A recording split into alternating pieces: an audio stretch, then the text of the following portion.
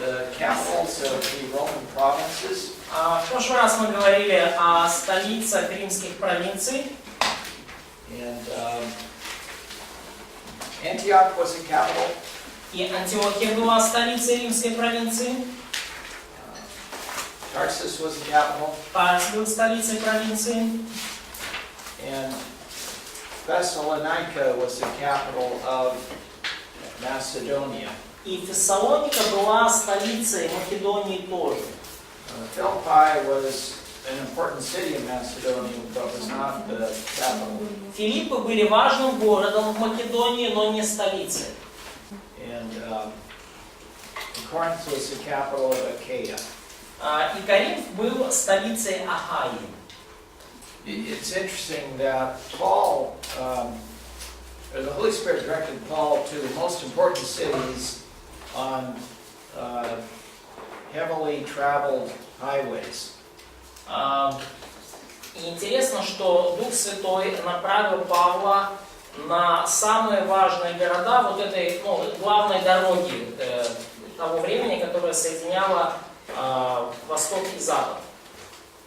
Well, that shouldn't be surprising because if there are believers there, then believers or unbelievers are coming through and they're talking to them and the gospel spreads. И в этом нет ничего удивительного, потому что если там в этих городах, которые вот на этом пути находятся, там есть верующие, то по этой дороге идет постоянно поток неверующих людей, и таким образом Евангелие распространяется во время их общения. Понятная идея, да?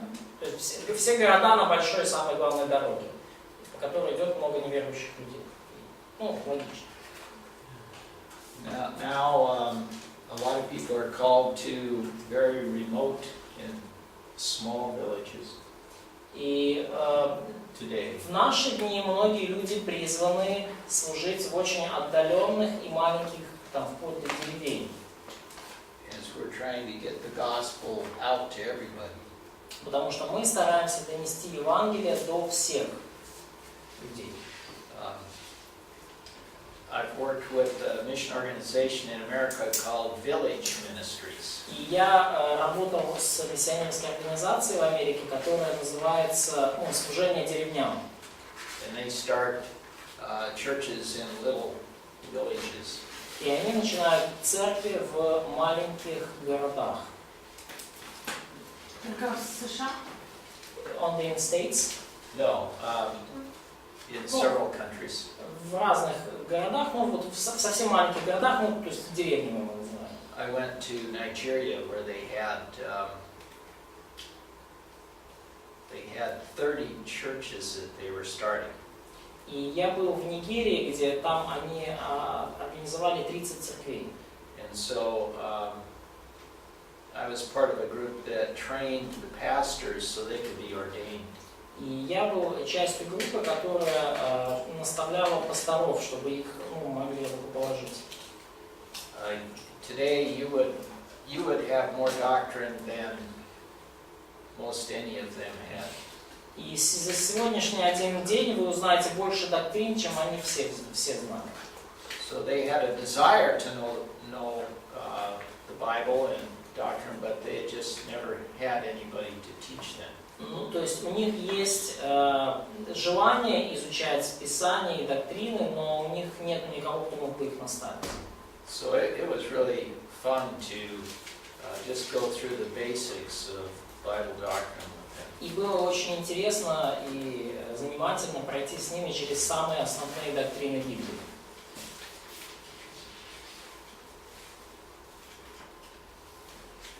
All right. Хорошо. Today we are going to go through 1st and 2nd Corinthians. И сегодня мы пройдем через первое и второе послание к Коринфянам. And now is a good time to remind you that this is a survey class, not an in-depth class. И это снова очень хороший момент, чтобы напомнить вам, что этот класс обзорный, это не класс длинного изучения. Because, as you know from reading and from past, both of these books have a lot of information and a lot of doctrine in them. Поскольку вы прекрасно знаете из вашего предыдущего задания, вашего домашнего задания, из вашего опыта, что в обеих этих книгах огромное количество самых разных доктрин и идей. Okay. So the first title. 1 Corinthians. 1 Corinthians title. Итак, и переходим к 1 Коринфянам и первый раздел. Название. In our Bibles it says 1 Corinthians, meaning the first book. И in what Bibles? In our Bibles, Да, в наших, I assume the Russian Bible is да, the same. в наших Библиях написано, что 1 Коринфянам это первая книга. Первое письмо Коринфянам. But turn to 1 Corinthians 5:9. Но откройте 1 Коринфянам 5:9.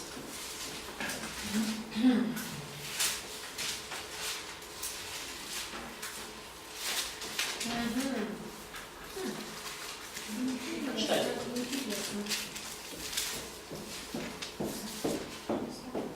Я просил вас в моем предыдущем письме не общаться с развратниками. So Paul had written a letter before this one, Ну, то есть Павел до этого уже написал им письмо. but that one has been lost to history, and God the Holy Spirit did not intend it to be a part of our Bibles, and so the first book that we have in our Bible to the Corinthians is the one we're reading. И Бог, Дух Святой, по каким-то причинам не был намерен использовать это письмо как книгу Библии, и она потерялась в истории. И вот второе письмо, фактически уже в Коринфской церкви, это то, которое мы читаем и называем первым. And the second point is the author. Второй раздел – это автор. He's identified in the first verse, the Apostle Paul. Автор называется уже в самом первом стихе, и это апостол Павел. And the recipients, 3. Третье – получатель. Получатель. Третий раздел. They are the people in the church at Corinth. Это люди в церкви в Коринфе. This is in verse 2. Это, очевидно, из стиха 2-1 главы. And I want you to read that verse. Я хочу, чтобы вы прочитали этот стих. 1 Коринфянам, 1 глава, 2 стих. Божій церкві, що в Коrinті, посвяченому Христі Ісусі, покликаним святим з усіма, що на церкву в місті прикликають ім'я Господа нашого Ісуса Христа, їхнього і нашого. Благодать вам і мир від Бога Отця нашого і Господа Ісуса. He says that they have been sanctified in Christ Jesus. И он сказал им, что они освящены во Христе Иисусе. That's phase 1 sanctification. Это фаза первая освящения. And it's on that basis that they will be accepted into heaven. И на этом основании они приняты на небесах. And then they are saints or holy ones or set apart ones. И далее он называет их святыми, то есть святыми, то есть святыми, то есть отделенными, особенными. So as sinful as they are, they're still sanctified. Но какими бы грешными они не были, они все-таки освящены. And they are saints. И они святые. Okay. Now I have several subpoints. So 3.1. И у меня есть несколько подпунктов в этом разделе, поэтому 3.1. Подпункт в 3 разделе. Первый. When Paul got to Corinth, he found Aquila and Priscilla there. Значит, когда Павел пришел в Коринф, он там нашел Акилу и Прискилу. Just as an aside, it's interesting that they're always both mentioned, so they seem to always be doing ministry together. Ну, и это просто как заметка на полях, что они всегда упоминаются вместе, то есть они всегда совершали служение вдвоем. Okay, 3.2. 3.2. Второй подпункт в 3 разделе. They had left Rome in 49 when Claudius decreed that all Jews were to leave the city. Акива и Прискила покинули Рим в 49 году, когда император Клавдий постановил, что все евреи должны покинуть город. Акива и Прискила покинули Рим в 49 году, когда император Клавдий постановил, что все евреи должны покинуть город. The Jews are treated this way throughout history. И с евреями подобным образом обращаются в течение всей мировой истории. We're not going to turn there, but this is in Acts 18, 1 and 2. Мы не будем это, скажем так, открывать, но просто пометьте, в Деяниях 18 глава, 1-2 стих. Деяния 18 глава, 1-2 стих. Будь здоров. 3.3. 3.3. Paul joined them in the tent-making business. Павел присоединился к ним, к Акиле и Прискиле, в деле бизнесе по изготовлению палаток. 3.4. 3.4. Paul taught in the synagogue for 3 weeks, but after being resisted, he began teaching in Justus's house. Павел преподавал в синагоге 3 недели, но после того, как встретил сопротивление и был обвинен в богохульстве, то начал преподавать в доме Тита и Куста. Деяния 18 глава, 7 стих. It's in Acts 18:7. Да, Деяния 18 глава, 7 стих.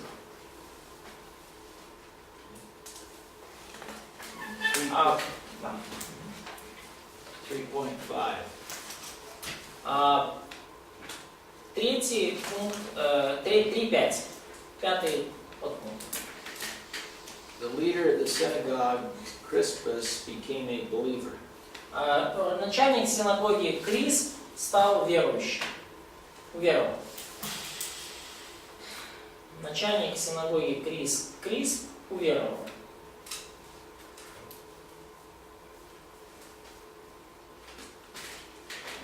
So that's interesting that he had a lot of opposition from the Jews, but the head Jew in the synagogue became a believer. Ну, это интересно, что много серьезное сопротивление встретил Павел в синагоге, но при этом начальник синагоги уверовал. 3.6. Третий пункт, 3.6. After a year and a half of ministry, Paul left Corinth with Aquila and Priscilla and went to Ephesus.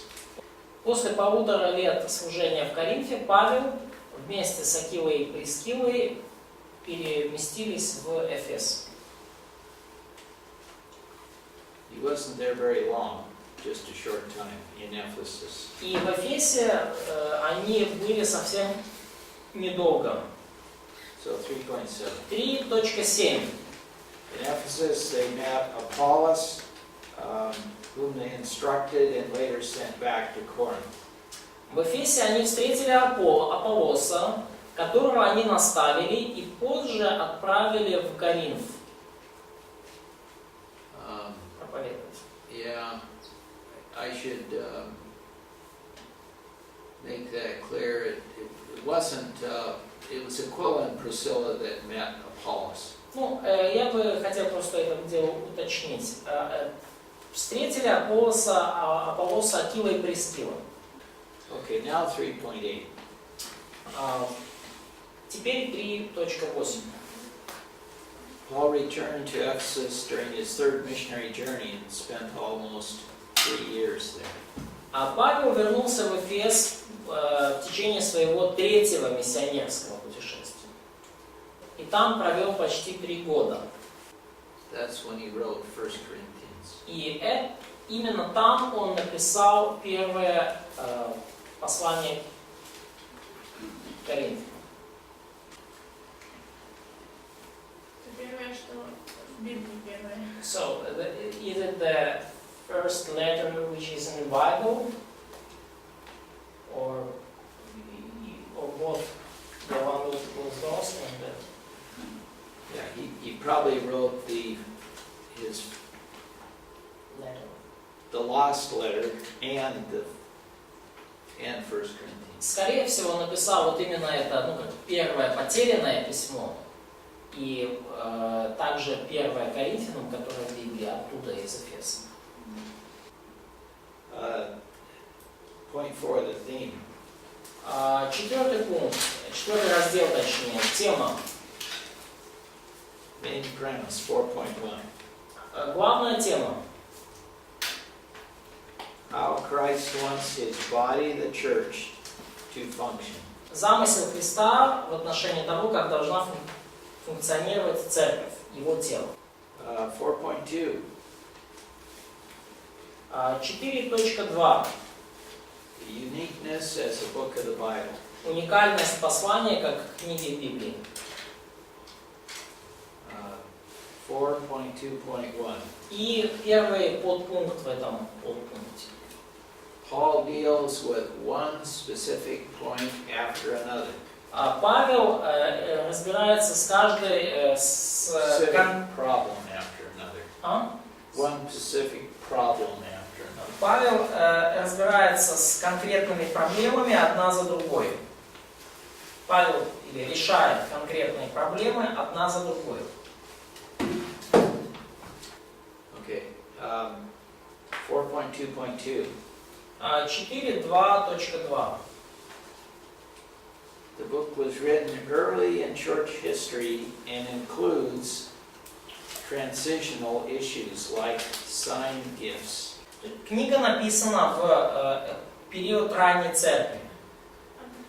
Да, и поэтому она включает некоторые переходные вопросы или темы. В частности, вот эти дары знамений, сверхъестественные дары. Transitional issues from the age of Israel to the age of the church. То есть вот этот переходной период, переходные моменты от века Израиля к веку церкви. И поэтому там упоминаются вот все вот эти, скажем так, спорные моменты, которые были характерны для этого переходного периода, и в частности, это вот все вот эти дары, сверхъестественные дары, которые служили знамением. И к моменту, когда у них уже были эти книги. So we see people getting prophecy and sharing that prophecy in the church. И мы видим, что люди получают пророчество и делятся этими пророчествами в церкви. Now we get the prophecy here. А у нас теперь пророчество вот здесь записано.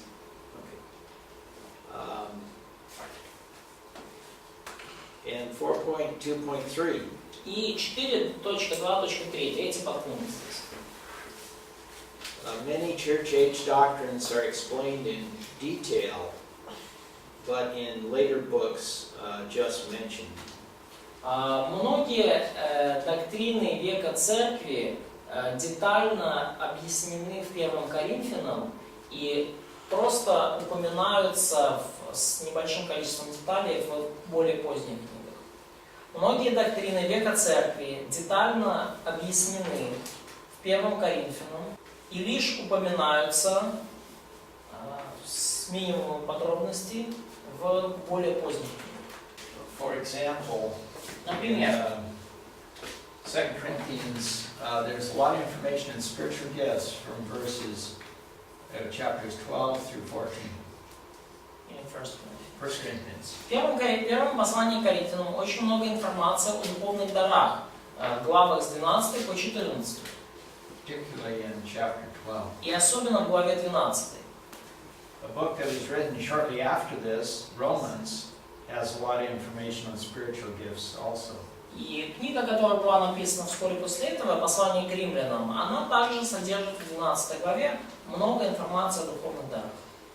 But then in Ephesians 4, Но потом уже в Ефесянам в 4 главе just a little information. совсем чуть-чуть информации. And in 1 Peter 4, И в 1 Петра в 4 главе a little information. тоже совсем-совсем мало. These are the primary chapters on spiritual gifts. И вот это основные главы, которые посвящены духовным дарам в Новом Завете. 2 chapter 12s and 2 chapter 4s. 2 главы 12 и 2 главы 4. But 1 Corinthians has the most. Но в 1 Коринфянам написано больше всего. Any questions on that? Вопросы на эту тему?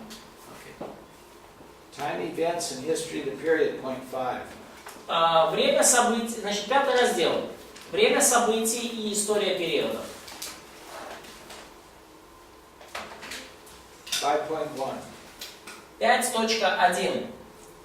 It was an ancient city and a booming place for commercial shipping.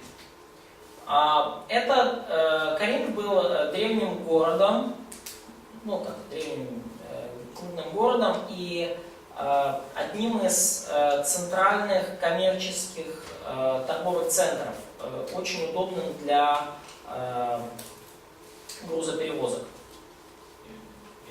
Important commercial center. Да, ну просто важный коммерческий центр, можно сказать так. Бизнес-центр, да? Да, важный бизнес-центр, который играл важную роль в грузоперевозках. 5.2.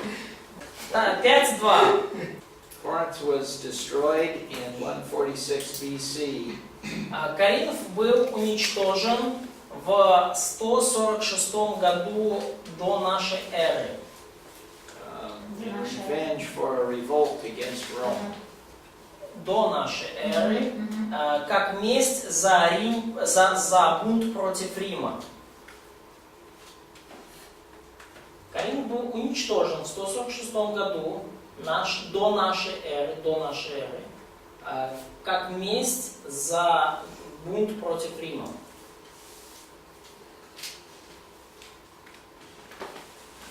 Citizens were killed or taken as slaves. Горожане были убиты или взяты в рабство. 5.3. 5.3. 100 years later, Julius Caesar rebuilt the city in 46 BC. 100 лет спустя Юлий Цезарь восстановил город, это был 46 год до нашей эры. В 46 году до нашей эры Юлий Цезарь отстроил город. 5.4. 5.4. In 27 BC, Corinth became the capital of the Roman province of Achaia. В 27 году до нашей эры Коринф стал столицей римской провинции Ахаи. В 27 году до нашей эры Коринф стал столицей римской провинции Ахаи. 5.5. 5.5. At the time of Paul, Corinth was the greatest city in the area of Greece. Во времена Павла Коринф был самым крупным городом в Греции. So greater than Athens or By Thessalonica. number of people. Это 5, да? Yeah, in importance. Да, это 5.5. То есть самым крупным, то есть и самым влиятельным, то есть самым многочисленным, самым влиятельным в деловом плане и так далее. Had a population of 250 to 500,000 people. А население было от 250 до 500 тысяч человек. We talked about it. So 5.6. Так, мы говорили об этом. 5.6. Remember, we talked about this, but there was this very narrow strip of land here. Вот здесь был такой очень узкий перешеек, очень узкая полоска земли. And this is called the Peloponnese. Вот это полуостров Пелопоннес. And if you were to take something from Italy and try to get it to Turkey, И для того, чтобы перевести груз из Италии в Турцию, you'd have to go all the way around, and this was very dangerous water. вам нужно было обплывать этот Пелопоннесский полуостров, и это были очень опасные воды. So rather than doing that, they would take the ship in here, И вместо того, чтобы вот отплывать так, они добирались до этого перешейка, and then carry the goods across. перетаскивали корабли и груз, Put them on a ship on the other side. ну, загружали корабль снова. So, was it the same ship? No. Oh, there were the different ships. Я прошу прощения, корабли они не перетаскивали. То есть они груз. То есть они выгружали груз на одной стороне перешейка, перевозили его, загружали в корабли, которые стояли на другой стороне перешейка, и плыли дальше в Турцию. So this ship would these ships would go this way, back and forth. Корабли там ходили вот туда-назад, то есть от Италии к перешейку и обратно, и от перешейка в Турцию и обратно. 5.7. 5.7. Paul established a church here and taught for a year and a half. Павел основал церковь в Коринфе и наставлял ее в течение 1,5 лет. From March of 51 to September of 52. Начиная с марта 51 года и до сентября 52 года. 5.8. 5.2. 5.8, прошу прощения. 5.8. Archaeologists have found an inscription near the city center mentioning the city official named Erastus. Археологи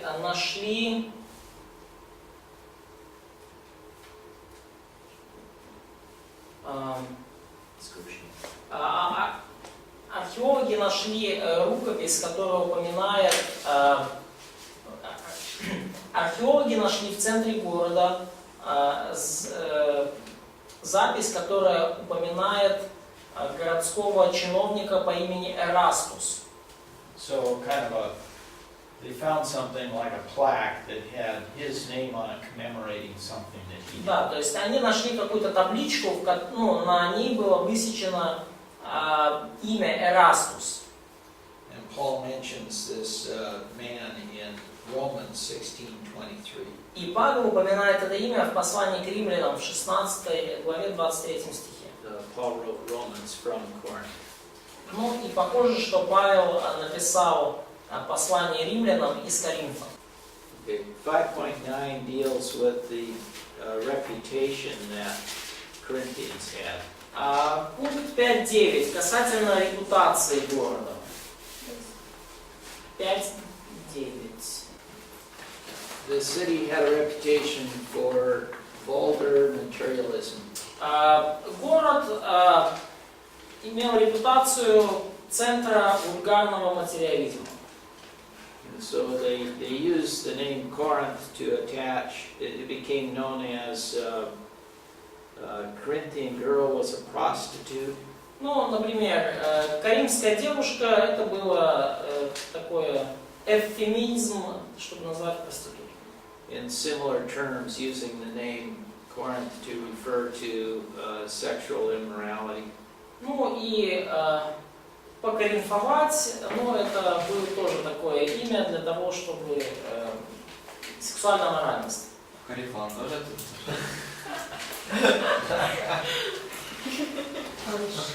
Колледж.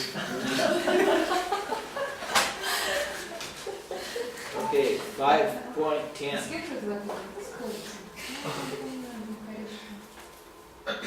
5.10. At the time Paul wrote this letter, Nero was the emperor of Rome. В то время, когда Павел писал эту книгу, Нерон был римским императором.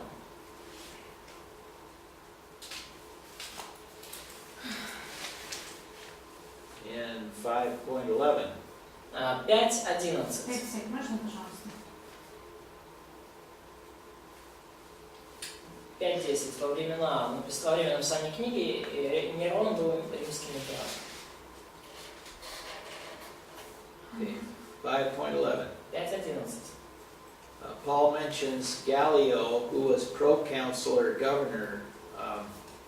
Павел упоминает Галия, который был проконсулом или губернатором. And this helps set the date for when Paul was there.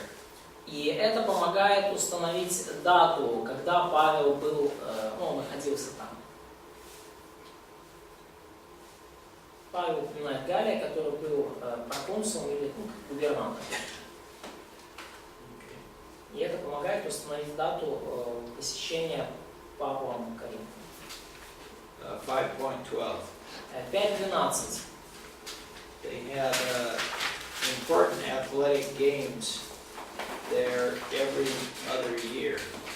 Каждый год на стадионе в Коринфе проводились атлетические игры, спортивные соревнования. Олимпийский. Не олимпийские, просто спортивные. Каждый год на стадионе Коринфа проводились важные спортивные соревнования. 5.13. 5.13.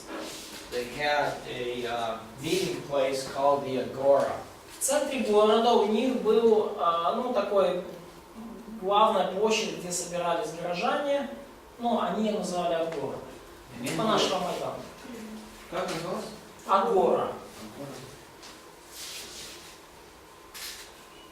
And in the middle of the Agora was a platform known as the Bema Seat.